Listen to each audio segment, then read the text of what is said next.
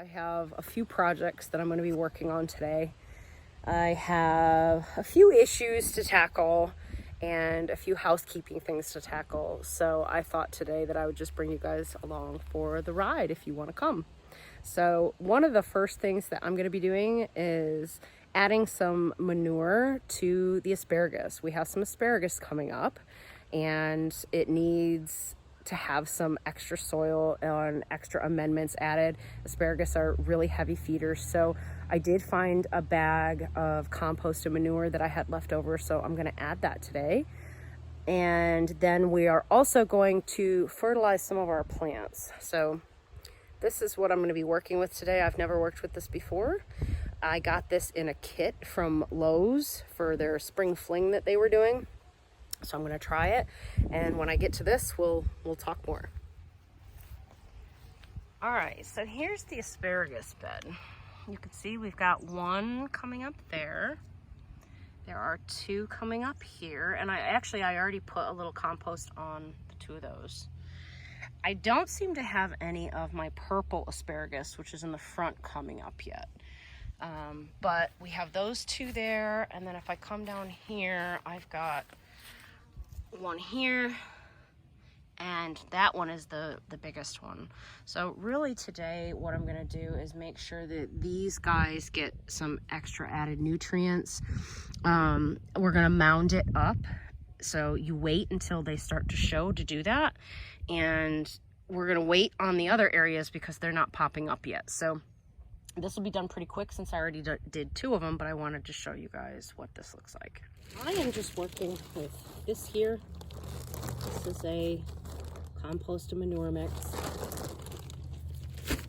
And I am adding it to each one of our asparagus shoots that's coming up here.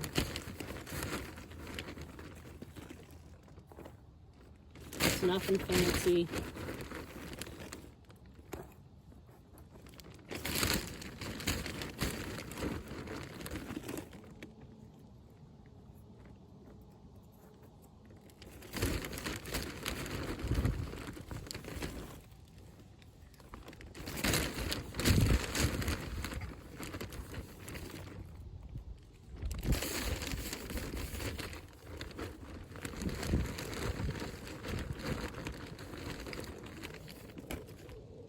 There's actually some mushrooms in there too, breaking down. It's okay.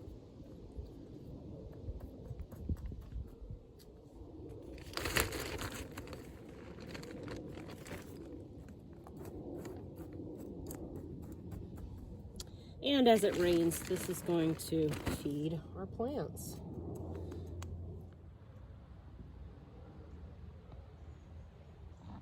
So that is the asparagus. Next, I think I'm probably going to go ahead and trim the tomatoes. So I have my handy dandy shears, and the tomatoes are looking really pretty good. They've really shot up since the last time I showed you guys this garden. But what ends up happening is the leaves at the bottom that touch the dirt start getting black spots, and they yellow, and they're really not good. I tend to like to clear the plant so that it's got some airspace, and this, removing the plants that are at the bottom so they're not touching the dirt, will just keep some of the problems away from the rest of the plant. So I'm trimming them. This one looks good, and you can kind of see what I've done there. I removed the bottom like 3-4 leaves, and I'm gonna do this on every one of these.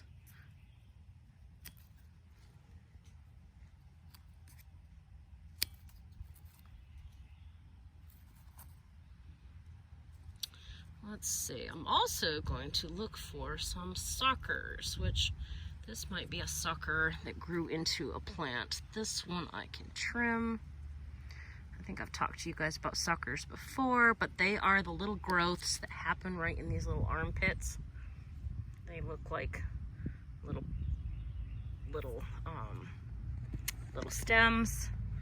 You can actually pull them off with your finger. Here's one here. Oops, if you can see that. See this one here growing in between there? So I'm going to pull that off.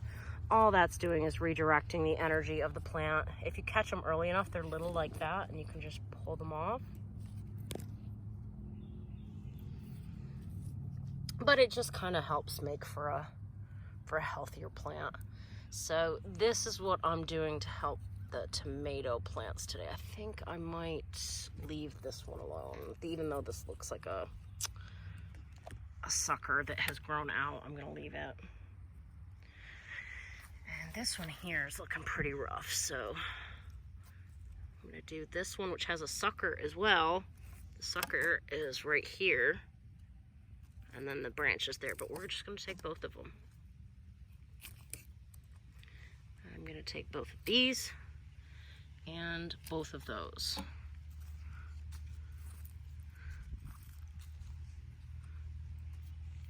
This one has a very big sucker. See it right here? Coming in between this armpit here. So we're gonna take that off. What happens with the suckers is they end up growing into another large portion of the plant. So see, this one here was very likely a sucker when the plant was little. It grows into another part of the plant that needs energy. So I've heard that people leave them. You can.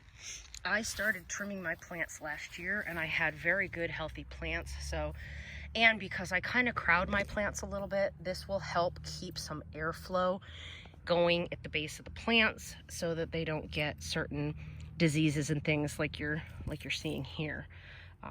That can happen for numerous reasons, but what we're doing is we're trying to head that off. And after we do this, we're also going to fertilize. This one I'm going to leave here, even though it's got some yellowing and a little brown spot on it, because this one is higher up, and this one doesn't have a ton of leaves on it. So I'm going to leave that one like that and keep an eye on it. This one, we've got some at the bottom. Oh, see, here's a big sucker. See how this has grown into almost its whole plant. Now, fun fact, you can actually plant these. When you take them off, you could stick them in the dirt and you can actually plant them. This one I'm going to trim. So see that? If you stick that in the dirt, that will get roots, and 9 times out of 10, these turn into additional plants. I don't really have much space, so I am not going to do that this year. Unless some of my plants die, then I might go ahead and stick these in some dirt so that I've got them, but I'm not going to worry about that this time. See, this one has several suckers that have kind of grown off of this. I'm going to cut that too. And actually, look, there's a little baby tomato. That's exciting. Trying to figure out what's going on at the bottom here. If I have an additional plant or if that is just from planting really low into the ground. It might be from planting really low into the ground, so I'm going to cut that. I think that's just another offshoot. Ooh. If I can get it. There we go. So I'm going to go ahead and do that for all of these. I'm not going to bore you guys with every single plant.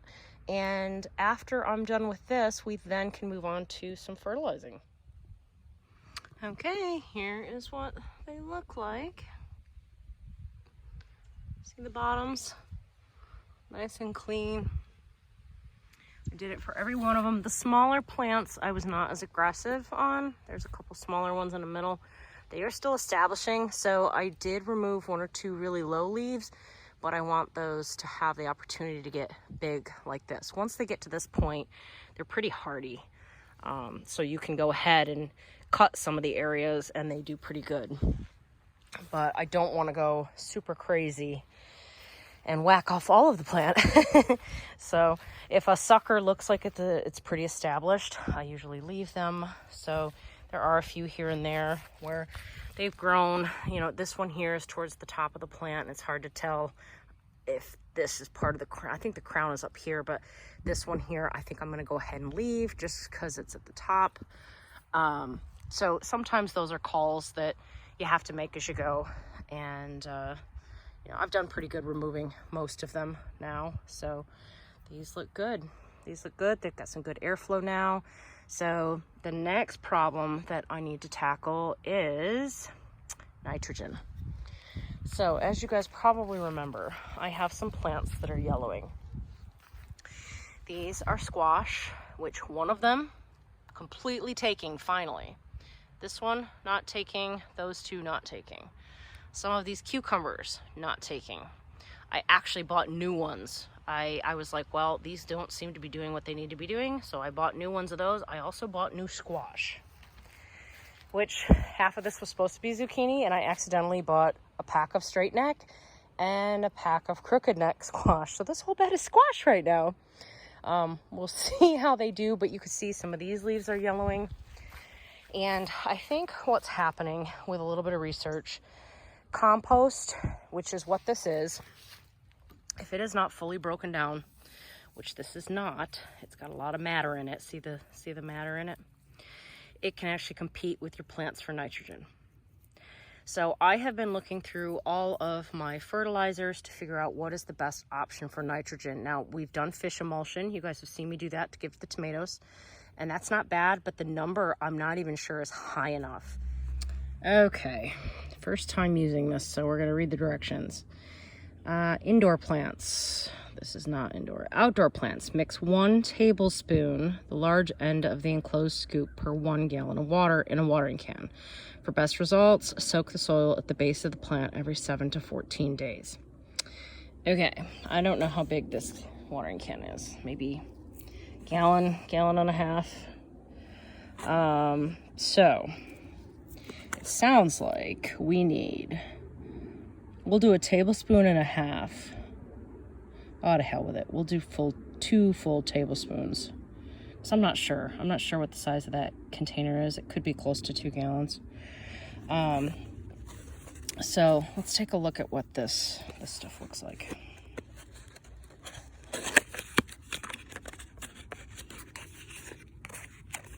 So it comes with a scoop. Obviously, one side is a tablespoon. The other side is, I'm guessing, like a teaspoon. Not even, quarter teaspoon. They're labeled.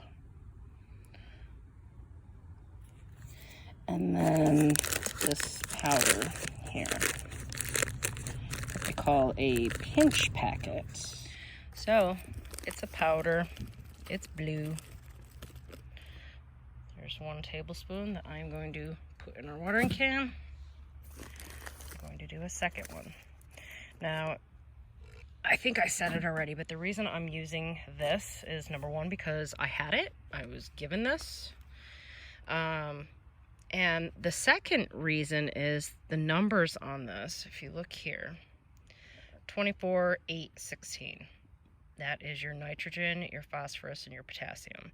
We want something very high in nitrogen, and I looked on several of my containers of different fertilizers, including my tomato tone and the fish emulsion, and this has the highest number. So that is why I'm going with that. I think that's going to be really beneficial. I also have this over here. That's why this is sitting here. So this is also a plant food, and I'm going to sprinkle this in as well. So this will take longer to break down, but this has a 19 for nitrogen. So I am hoping that doses of both of these are going to help with this problem and help this compost break down further. So let's go back over here and fill our water jug with water, and we will start watering some of these plants that need this additional support.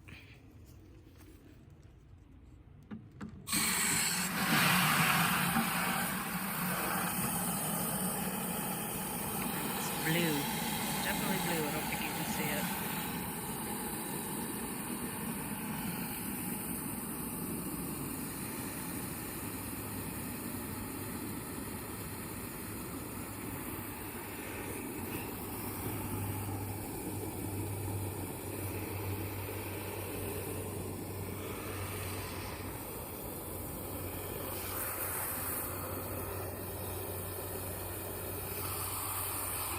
See it?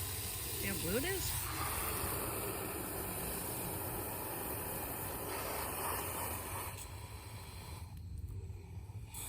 Alright, we are good and full.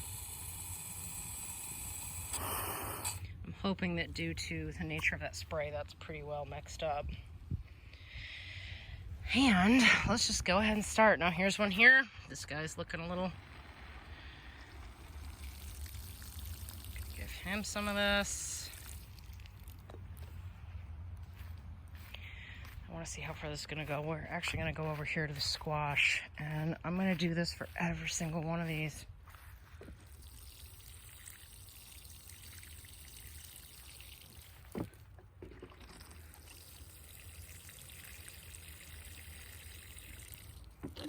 Not that I need these squash to live, because I have an entire bed of squash, but if I can save them, I will, because I can't see killing plants.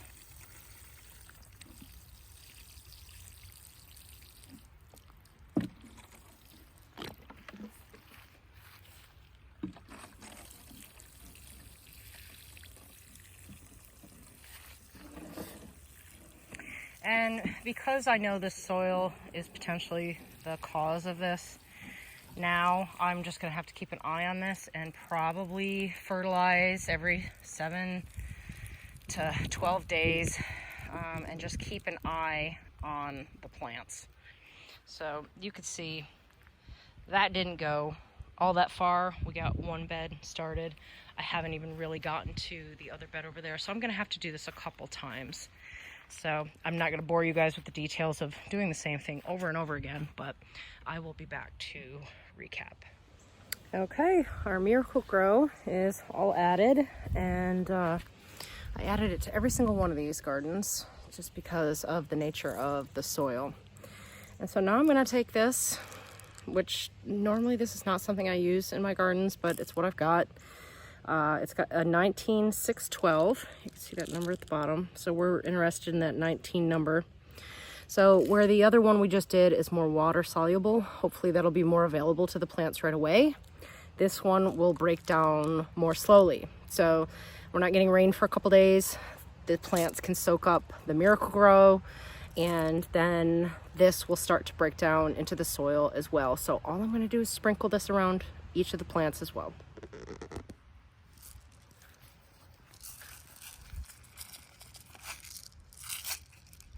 If it'll come out. The humidity and moisture is making this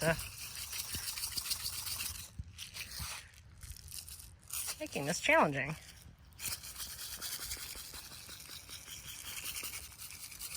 I'm not really sure how much this needs. I probably should read the directions. For now, I'm just sprinkling everywhere.